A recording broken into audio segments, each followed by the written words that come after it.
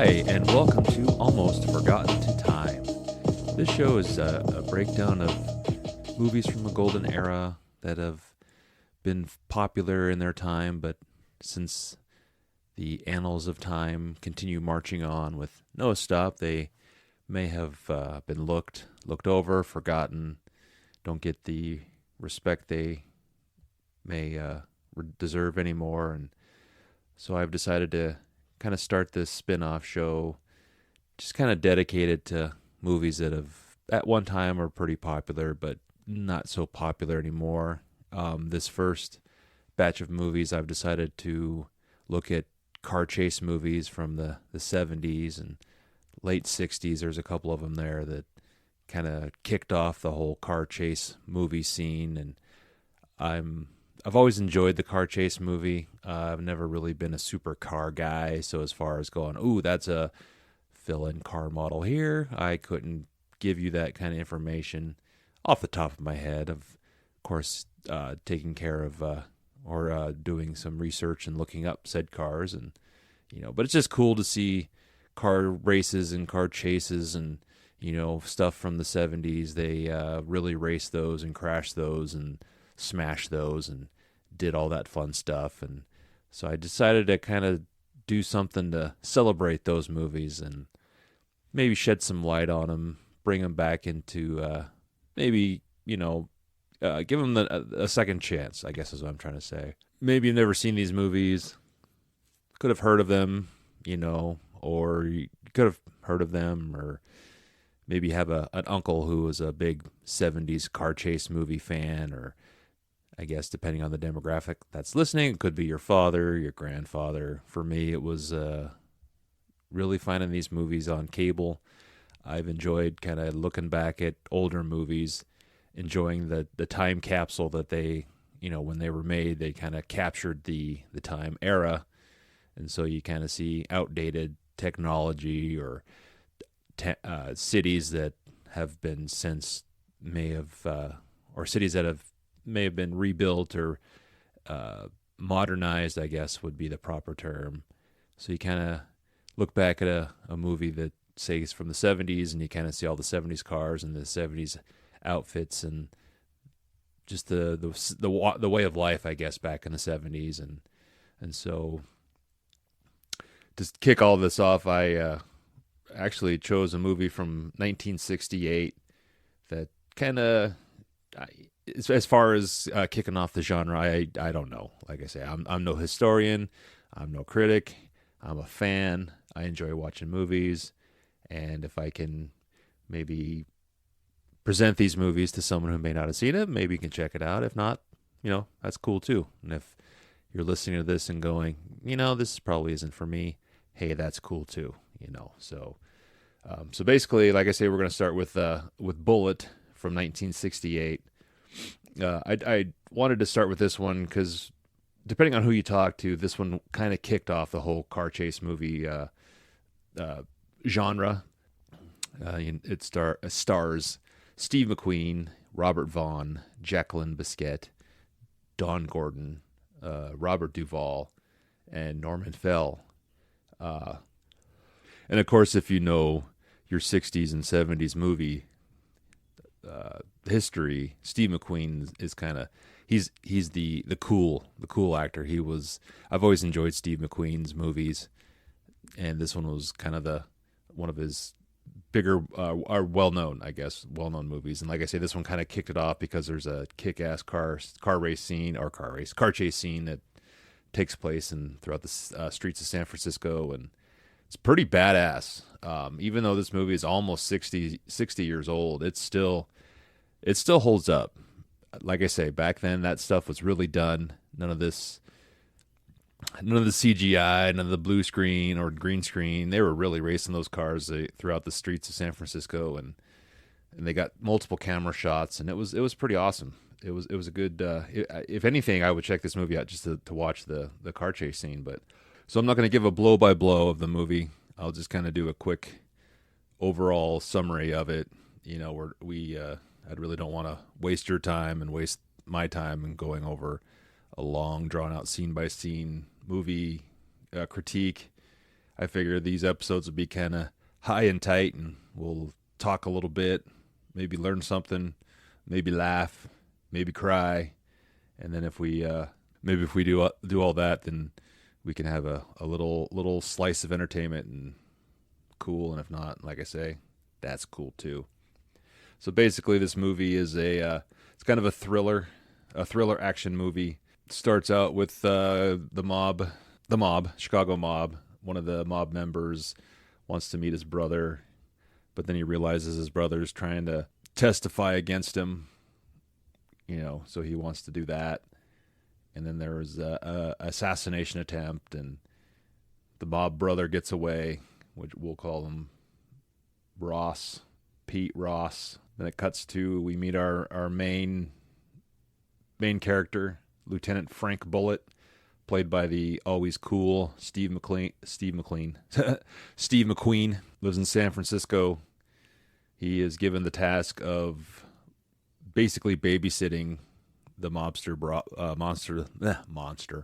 the mobster's brother, to make sure that he can get to a Senate hearing and testify against his brother and mob activities and all that fun stuff. And so that's kind of sets the wheels in motion. And throughout the course of the weekend, there was an assassination attempt on Ross, and it was pretty cool. They, again, since it's 1968, the mobs kick in the door and shoot the cop who's watching him. Just shot him right in the knee, and that looked pretty cool. And then Ross takes a shotgun blast to the chest. That was pretty cool too. Of course, with it being the 60s, you get the shotgun shots, and the actor generally oversells him a little bit, and he's all flopping and rolling and jumping, and it's pretty cool. And he's covered with blood, and so it's pretty graphic, I guess, for the time. Again, I'm not a student in 60s cinema, but it looked pretty good. Like I said, it was pretty well done, and so then, of course, Bullitt gets the cue or the news that the witness he is in charge of watching has been shot. Ends up going to the hospital, which it's kind of funny, because when you look at a shot like that, you would think that he would be dead. I think movies nowadays, if they shot the perp like that, or the witness, I guess is a better descriptive word, but if they shot the witness like that guy's dead. There's no ifs, ands, or buts about it. But we're in 1968, and he's not quite dead, and it cuts to him in the hospital being operated on, and the doctor, is doing everything he can, and he doesn't quite die then either, which is pretty cool. Well, not pretty cool, but it's like I say, it's a little more kind of real life, where he's the human spirit's fighting on. And he's not just going to succumb to his injuries, and of course he does eventually die. And Robert Vaughn plays the Chalmers. He's a lawyer. Or no, I'm sorry, he's not a lawyer. He's a U.S. Senator. He is heading the Senate subcommittee on organized crime, and he wants Ross to be present to give his testimony against the mob. And so Robert Vaughn is pretty pissed that his main witness has been killed. Actually, before even that, wow, we're just all over the place, aren't we here, people? So like I said, this is new, so we're going to slowly get used to this together. So thanks for hanging on with us here. So Ross dies. Bullitt has a pretty good idea of talking the doctor into holding off the news of Ross's death until the Monday, so he can have a couple more days to continue the investigation to find out who's behind the assassination. And then the doctor agrees, which is, it's funny in the movies, the doctor's he's all for it, and I'll hold it. I can jeopardize my integrity and my license, and so you can have a couple more days of investigating. Yeah, that's no problem. And they hold the news off, and so they whisk the body or put him under a John Doe, and they hide him somewhere in the hospital. And Chalmers doesn't know he's dead, and Chalmers wants he wants his witness back, and doesn't get him. So, and then from here, it kind of becomes the murder mystery thriller. They're trying to figure out who, what, when, and where. And yeah, so like I say, I'm not gonna go blow by blow. This movie's pretty good. It's nice, a '60s movie. Like I say, the car chase is pretty awesome. It's about a 10-minute car chase, and the turns out the assassin who killed Ross ends up coming back for Frank Bullitt, and Bullitt sees him, and he's driving a 68 car, 68 car. So the car chase through the streets of San Francisco is freaking badass. They got some really good shots. You get a camera inside the lead car showing you the point of view of the lead car, and then you got a camera in the chasing car, which is driven by Bullitt. That's pretty cool too, because then obviously the chasing car's perspective is the pursuing or the fleeing car, and it's pretty sweet. They're driving through the roads of San Francisco, and I've been to San Francisco a couple times. It's been quite a few years, and I've always liked San Francisco.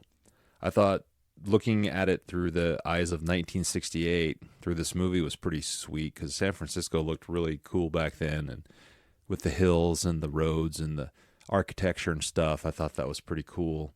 One of the cars was a 1968 Ford Mustang GT Fastback V8, and the car that he's pursuing is a 1968 Magnum V8 Dodge Charger, all in black, and that was awesome. Being a fan of 1980s, the TV show Dukes of Hazzard, their car was a Charger, and whenever I see a Charger, it always kind of triggers my boyhood dreams of always wishing I had a Charger or wanting a 1960 Charger, just because of the Dukes of Hazzard, the nostalgia of watching the Dukes of Hazzard, and that was always fun as a kid, because that was just such a sweet car, and they did such cool things with that car. Being a kid, never realizing, of course, when you jump a car over a creek bed, or jumping it over barns, or whatever they jump that car over.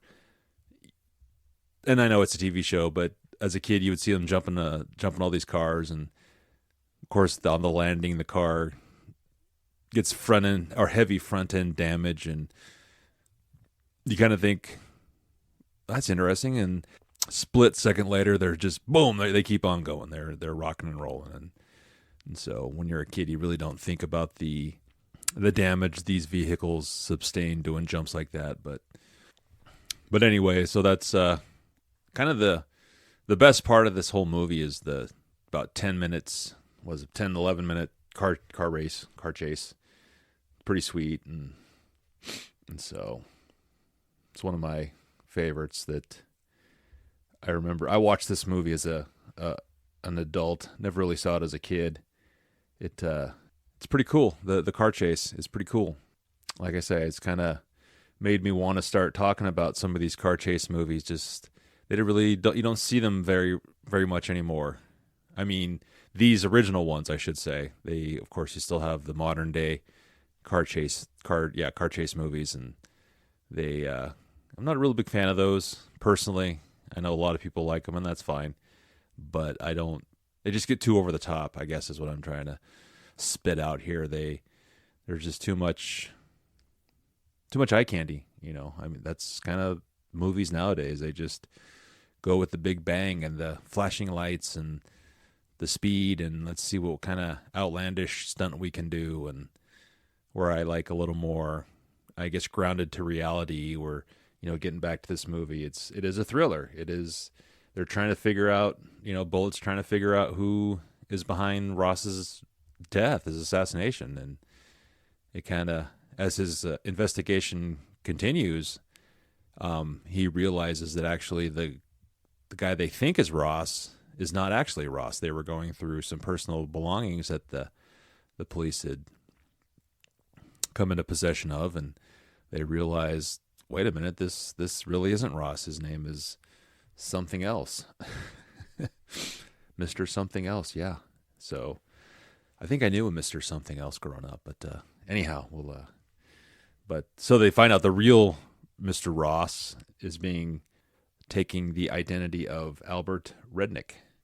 As they're going through the possession or the belongings of what they think is Ross, they find a book of traveler's checks signed out for Alan Reddick and find these airplane, I guess, itinerary. I don't know if it's exactly tickets. Could have been back then. And then they realize, hey, wait a minute. This isn't the guy we're looking for. Or this isn't the guy we think we have. And so they go to the airport and end up finding him. And the real Mr. Ross realizes he's trapped and kind of gets in a little gun battle at the airport and shoots another cop and turns around and Bullitt just shoots him right through a double doors. I guess it's one of those, you go through a set of doors and then he's in between the sets of doors and Bullitt shoots him, and then exaggeratingly he arm up, and of course he's got to go crashing through the panes of glass through the other door, and that was pretty cool. Even the blood, there was blood from the gun wounds, which of course there had to be. Well, to make it more realistic, you need to display some blood, and real Ross is dead, and Bullitt goes back to his apartment to find his sleeping girlfriend still asleep, and washes his hands and fade to black, and there we go. Yeah, this movie's not bad. Like I said, I probably didn't give it justice, but again, like I said, I didn't want to go through a scene by scene movie breakdown. Kind of have to leave a little bit of imaginations, and if it piqued your curiosity, I'd go find it and check it out. Of course, you really can't go wrong with Steve McQueen. I've always kind of enjoyed Steve McQueen. I've never didn't watch him a lot as a kid, so I kind of discovered him later in life. But when you think of 60s and 70s movie stars, Steve McQueen was kind of at the top of the heap there. He was Mr. Movie Star, and he's just, as they say, he's the king of cool. And it was interesting while I was watching this movie, I also like to, kind of do some research along the way. And I don't know if I mentioned that Robert Duvall is also in this movie. He plays a smaller role. He's a taxi cab driver, and I've always enjoyed Robert Duvall too. The great thing about watching these older movies and seeing actors such as Robert Duvall as a young man, it's kind of funny to see him with a full head of hair. I watched The Godfather, but most of the movies I remember Robert Duvall in were from the 80s and the 90s, as he was quite a few years older than when he made this. But it's fun. I've always enjoyed going back and watching old movies. Of course, this movie also had Norman Fell, who had a little run there as Mr. Roper in the TV show Three's Company. Of course, in this one, he's serious, which, he's a detective, so he can't be Mr. Goofball, Mr. Roper. That was, I always forget. Again, I don't have this movie committed to memory because I don't watch it every year. But Robert Vaughn is again the senator, and he always is. He's just so straight and so wooden and so. But again, thinking of Robert Vaughn, that's kind of how I remember him. He was in many years later in the movie Basketball, which he was still kind of the straight dipshit guy, but in this one he's just the straight senator who's just kind of a dick who just wants his witness, and it's kind of a thorn in Bullitt's side. And for being a 1968 movie, for being almost 2 hours long, it really doesn't drag, if that's the right word. It goes by relatively smoothly. It's not action packed. There's a couple foot chases, and again, like I say, you have your car chase scene, and then it's kind of a thriller mystery, kinda, not really, kind of thriller, little mystery. But yeah, so that was Bullitt. Of course, this movie did really well, made a lot of money, even considering the time it was released. It did very, very, very, very, very well. And so,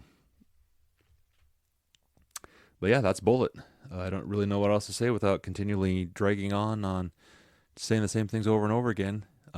This is kind of this is something I wanted to do to fill in the blanks on our off weeks, because I'd like to be on a weekly schedule, but being adults and having jobs kind of prevents that from happening right now. So, But yeah, that was Bullitt. So, alrighty.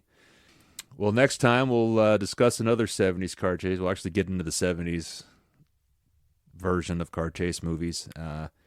If this is something that interests you, go ahead and send me an email at arnoldorstallone@gmail.com. And maybe, if you have some criticism or comments or suggestions, hey, I'm all for you. I'm all easy for me to say, right?